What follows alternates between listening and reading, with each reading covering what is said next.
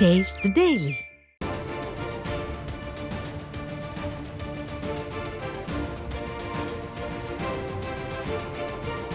அண்மை செய்தி.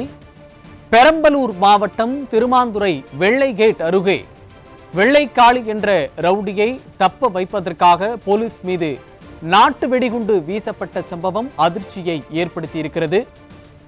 அதனை அண்மை செய்தியாக பார்த்துக் கொண்டிருக்கிறோம்.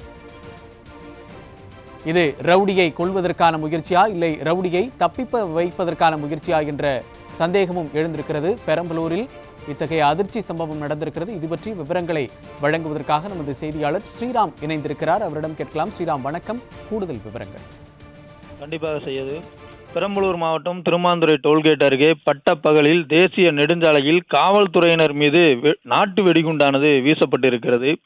வெள்ளைக்காளி என்கிற பிரபல ரவுடி, அவர் மீது 9 கொலை வழக்குகள், 8 கொலை முயற்சி வழக்குகள் உட்பட 30 குற்ற வழக்குகள் நிலுவையில் இருப்பதாக சொல்லப்படுகிறது.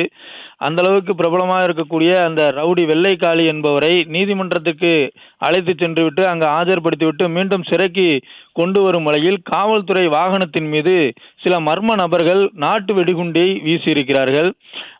வெள்ளைக்காளியை கொலை செய்யும் நோக்கோடு அந்த நாட்டு வெடிகுண்டு வீசப்பட்டதா அல்லது வெள்ளைக்காளியை தப்ப வைக்க முயற்சியில் இந்த நாட்டு வெடிகுண்டு வீசப்பட்டதா என்பது குறித்த தகவல் முழுமையாக தெரியவில்லை. ஆனால் காவல்துறை மீது வீசப்பட்ட இந்த நாட்டு வெடிகுண்டு இந்த சம்பவத்தால் பல காவலர்கள் இன்றைக்கு படுகாயம் அடைந்திருக்கிறார்கள். குறிப்பாக 3 காவலர்கள் படுகாயம் அடைந்திருப்பதாகவும் அந்த வெள்ளைக்காளியோடு சென்ற ஒரு காவலர் கால் சிதைந்து இருப்பதாகவும் தகவலானது தற்போதைக்கு வெளியாகி இருக்கிறது. சையத், இன்று சட்டமன்றமானது இன்று காலை கூடியது. முதல்வர் நாட்டு மக்கள் எல்லாம் சுபிட்சமாக இருப்பது போல உரையாற்றி கொண்டிருந்தார். ஆனால் அவர் பொறுப்பு வகிக்கும் காவல்துறை மீது இந்த சூழலில் மிக மோசமான ஒரு தாக்குதலானது நடந்திருக்கிறது. பட்டப்பகலில் தேசிய நெடுஞ்சாலையில் ஒரு துணிகர தாக்குதலானது நடத்தியிருக்கிறது ஒரு மர்ம கும்பல். அந்த கும்பல் யார், எங்கிருந்து வந்தார்கள், எப்படி நாட்டு வெடிகுண்டை வீசினார்கள், காவல்துறை வாகனத்தின் மீது நாட்டு வெடிகுண்டு வீசும் அளவிற்கு அவர்களுக்கு துணிச்சல் எங்கிருந்து வந்தது, எப்படி செய்ய முடிந்தது? பொதுவாக ஒரு சட்டமன்றம் கூடுகிற நாட்களிலே காவல்துறையானது மிகவும் எச்சரிக்கையோடு இருப்பார்கள். எந்தவித அசம்பாவிதமும் நடந்துவிடக்கூடாது, நடந்தால் அது அரசுக்கு எதிராக மிகப்பெரிய பேசுபொருளாகும் என்று ஒரு அச்சத்தில் இருப்பார்கள். அத்தகைய சூழலில் இந்த ஆட்சியில் யாருக்கும் அச்சமில்லை, எதற்கும் பயமில்லை என்பது போல சட்டமன்றம் கூடுகிற நாளிலேயே காவல்துறை மீதே ஒரு கொடூர தாக்குதலானது நடந்திருக்குது. இந்த தாக்குதலில் அந்த ரவுடி வெள்ளைக்காளி என்பவருக்கு என்ன ஆனது என்பது குறித்த தகவல் இன்னும் வெளியாகவில்லை. ஆனால் அவரோடு சென்ற காவலர்கள் பலர் படுகாயமடைந்திருக்கிறார்கள். குறிப்பாக 3 காவலர்கள் படுகாயமடைந்து சிகிச்சையில் இருப்பதாகவும் ஒரு காவலரின் கால் சிதைந்து இருப்பதாகவும் தகவல் வந்திருக்கிறது.